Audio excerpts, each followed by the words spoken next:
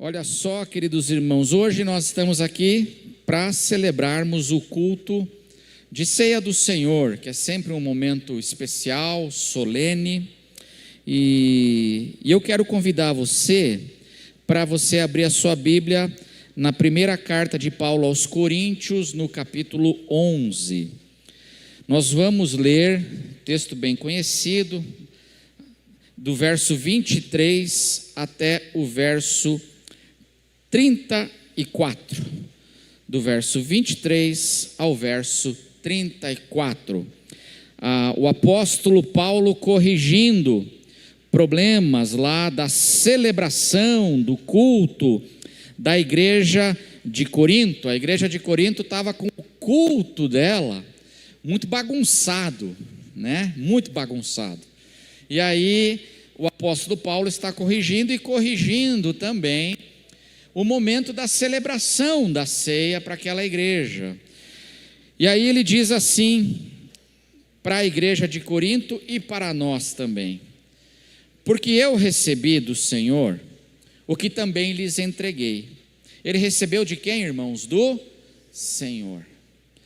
Então isso aqui são instruções de quem? Do Senhor. São instruções de Jesus para a igreja. Eu recebi do Senhor. Isso aqui não é uma mera tradição humana. O culto de ceia não é um cerimonial que a gente faz aqui na nossa igreja, por exemplo. Sempre a gente procura fazer no primeiro domingo do mês. É um cerimonial humano, uma coisa. Não, eu recebi do Senhor. E se veio do próprio Jesus, a igreja tem que observar. Por isso que para nós batistas, a ceia nós chamamos de ordenança. É uma ordenança, porque foi uma ordem dada por Jesus.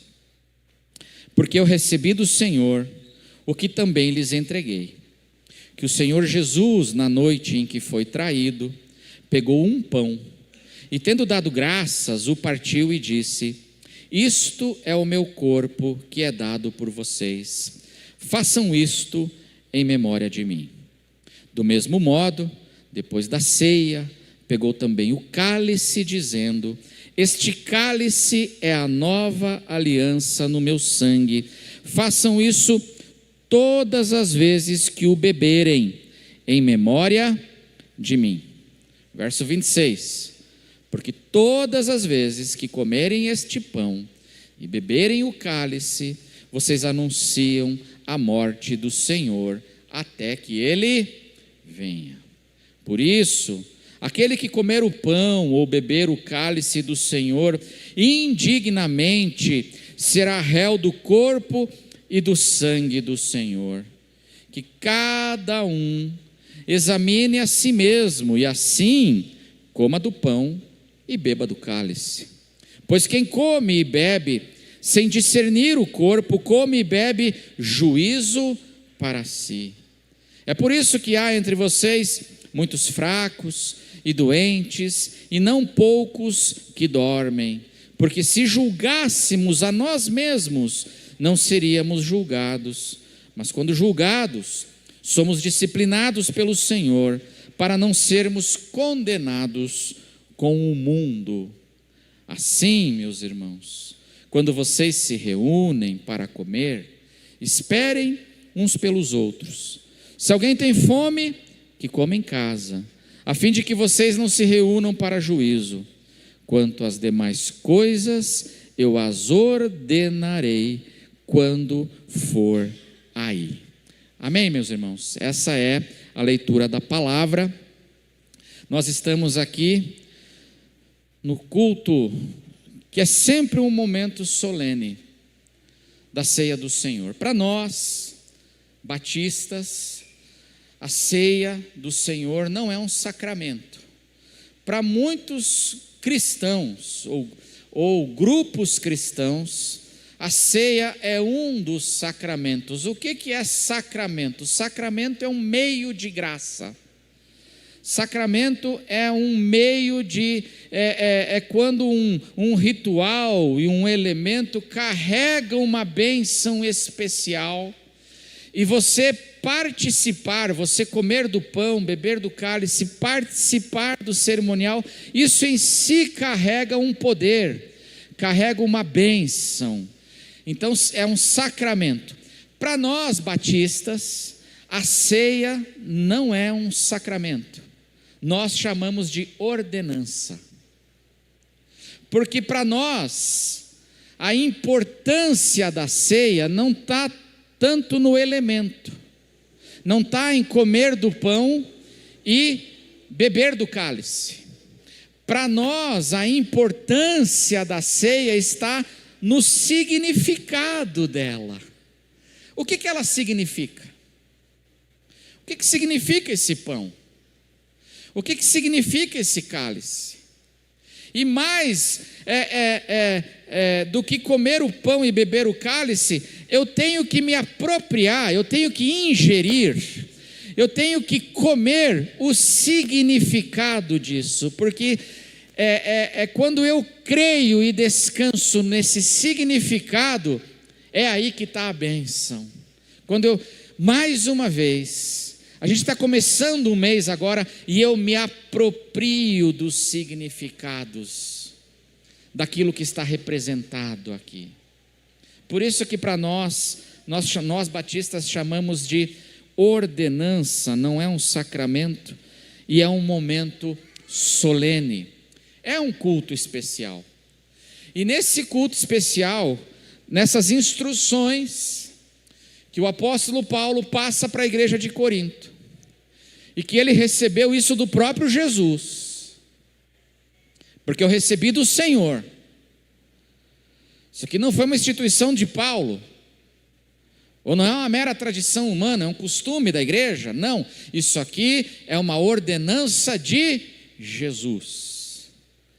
Nesse momento solene, nós somos convidados para sentar agora à mesa com o Senhor Jesus, porque o Senhor Jesus, através do seu Santo Espírito, Ele está aqui no meio de nós, amém, irmãos? Onde estiverem 2 ou 3 reunidos em meu nome, ali no meio deles eu estarei, e nós estamos aqui em nome de Jesus.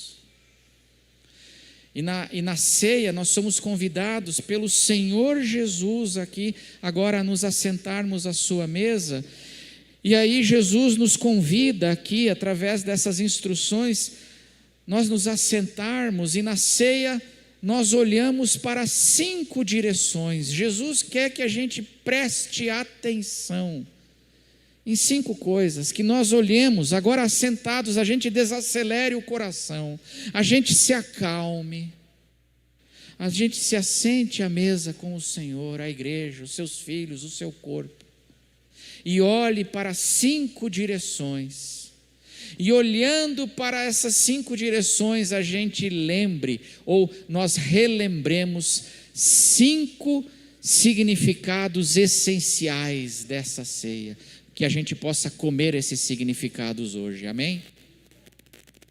5, olhar para 5 direções e relembrar 5 significados. A primeira direção que a gente olha, a gente tem que olhar para trás. Na ceia do Senhor, Jesus nos convida a olhar para trás. Façam isso em memória de mim. Memória, memorizar é lembrar, lembrar é olhar para... E lembrar do quê? Lembrar que a semana foi ruim, é isso? É momento de lembrar o quê? Momento de lembrar que a vida está difícil? Momento de lembrar que o meu time perdeu e o outro venceu? Não, é momento de lembrar de quem? Voltar os nossos olhos para a cruz de Cristo. Façam isto em memória de mim. Lembrem do meu sangue derramado. Lembrem do meu corpo partido. Então, na ceia, Jesus me convida a eu sentar e olhar para a cruz. E lembrar o valor que nós temos para Deus. Relembrar, é um momento da gente olhar para trás e relembrar o grande amor com o qual Deus nos amou. A ceia, nós olhamos para a cruz e nós lembramos do grande amor de Deus, nós lembramos o valor que nós temos para Deus, porque na cruz do Calvário, Deus estava dizendo para mim e para você o valor que você tem para Ele.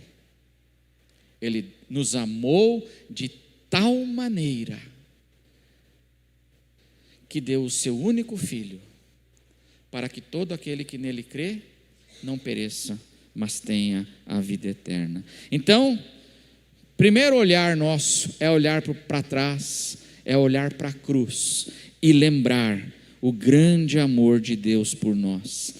Segunda direção, na hora da ceia, Jesus nos convida a olharmos, é olhar para fora. Olhar para o passado, para a cruz, mas a gente também é convidado a olhar para fora. Olhar para fora da igreja, porque olha o que diz aí o verso 26 do texto que nós lemos. Olhar para fora, porque todas as vezes que comerem este pão e beberem o cálice, o que acontece? O que a gente faz? Vocês, até que ele venha, vocês anunciam essa morte. A gente olha para essa morte, para o passado, a gente olha para a cruz, para essa morte, e a gente lembra do amor de Deus por nós. Mas quando a gente olha para essa morte também nos traz uma responsabilidade. Qual é a responsabilidade? De anunciar ela para o mundo. Na ceia, Jesus nos convida também a olhar para fora. E daí nós relembramos o quê? O que Jesus nos relembra? A responsabilidade que nós temos de anunciar essa morte e esse amor para o mundo inteiro. Então a gente é convidado também a olhar para fora, olhar para trás, olhar para fora, relembrar o amor de Deus por nós, mas também relembrarmos o amor que Deus tem pelas pessoas que estão passando na calçada aqui agora. Relembrar o amor que Deus tem pelas pessoas que estão aqui na padaria. Do lado tem gente aqui. Relembrar o amor que Deus tem pelas pessoas aqui, por esse culto que nós temos aqui do lado da igreja agora aqui. Um culto, não sei se é umbanda ou o que é, mas estão aqui, do nosso lado. Jesus ama eles ou não? Jesus ama eles. Eu acho engraçado que tem crente que odeia, fica com raiva, mas Jesus ama. Então eu sou convidado a lembrar desse amor por mim, sou convidado a lembrar desse amor que Ele tem pelos de fora. Vocês anunciam. E até quando vai essa responsabilidade, irmãos? Até enquanto houver céu e terra, essa responsabilidade é da igreja. E nunca vai ser passada da igreja até o fim. A terceira direção que Jesus nos convida quando sentamos à sua mesa, que Ele nos convida então para nós olharmos, é olhar para frente. É olhar para frente. É olhar para o futuro. Porque diz aí o mesmo verso 26 que nós olhamos: vocês anunciam a morte do Senhor até que Ele venha. Jesus na mesa nos convida a olhar para frente, a olhar, meus irmãos, para a vitória de Jesus.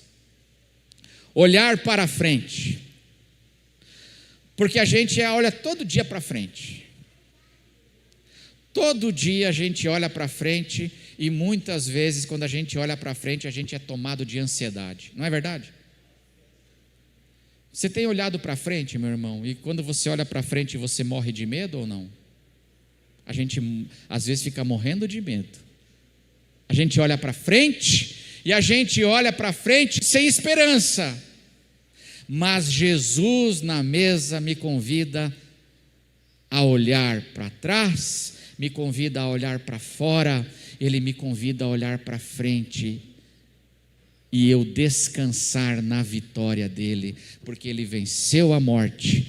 Ele está hoje assentado no trono, irmãos, e um dia ele voltará. Jesus é vitorioso sobre a história, e ele me convida a olhar para frente, para a sua vitória, para a sua vinda. Nós lembramos aqui a ressurreição e a volta de Jesus. Irmãos, às vezes a gente esquece que aqui na terra nós somos peregrinos, não é verdade? Nós ficamos tão absorvidos pelo hoje, tão absorvidos pelo agora, pelas incertezas do hoje, as incertezas que logo mais à noite o fantástico vai trazer e vai lembrar a gente da bagunça que está o mundo, notícias ruins, e a gente fica tão absorvido pelo agora, e a gente fica desesperado, e a gente esquece que aqui nós somos apenas peregrinos. Aqui não é a nossa pátria está nos céus. A gente fica absorvido, angustiado pelo agora, e Jesus fala assim: filho, como é que está teu coração hoje, meu filho? Senta aqui à minha mesa. E aí agora, tira um pouquinho o teu olhar do agora, coloca os teus olhos em mim e na minha vitória, porque hoje, no agora, eu estou assentado no trono, e no amanhã eu voltarei, vitorioso, para recolher a minha igreja. Olhar para frente.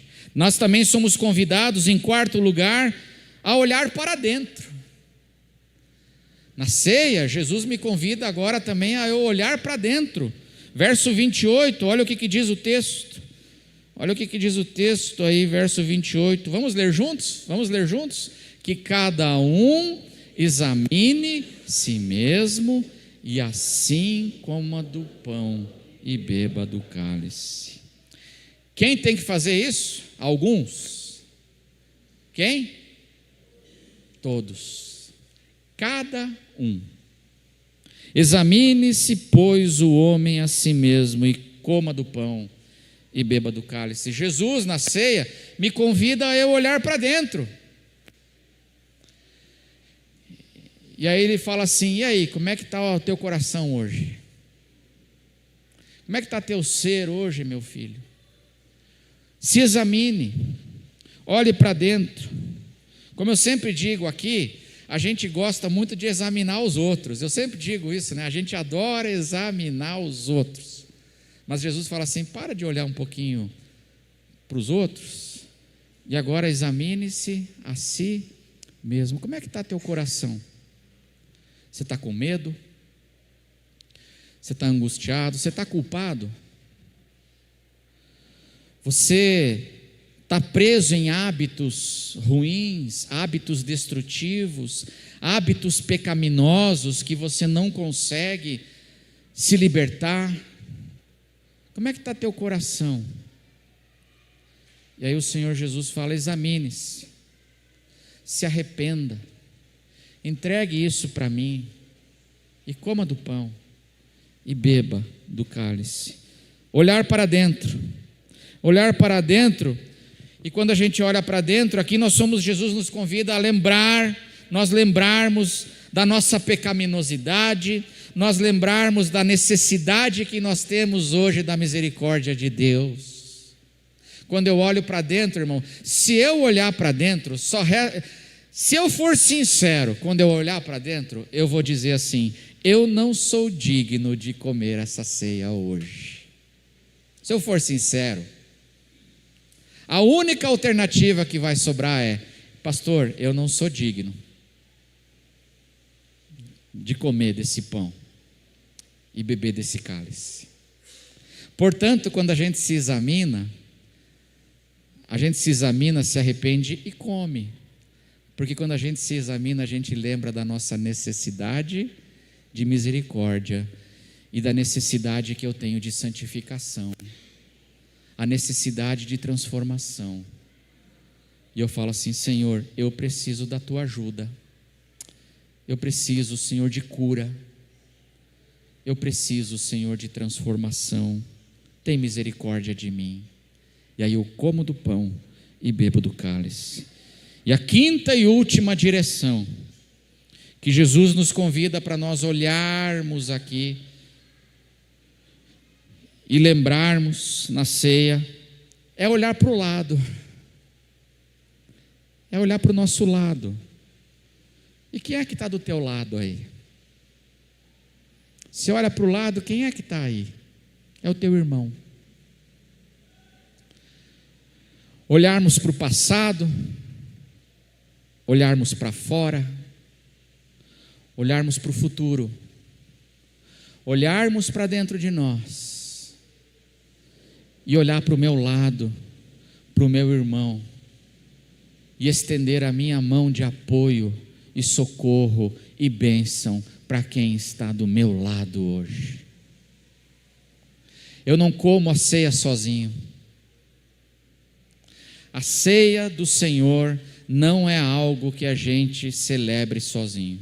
E eu queria falar uma coisa para quem está em casa assistindo, porque às vezes tem gente em casa que está celebrando a ceia. Em momentos de necessidade, a gente celebra a ceia, pode celebrar em casa, mas o ideal é que a gente celebre a ceia do Senhor na igreja, na comunhão do corpo, porque na mesa do Senhor a gente nunca senta sozinho.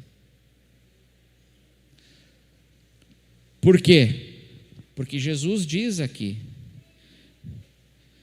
ele fala que nós temos que discernir o corpo, verso 29, pois quem come e bebe sem discernir o corpo, come e bebe juízo para si. Eu tenho que discernir o corpo, que eu faço parte de um corpo, que eu sou membro do corpo de Cristo.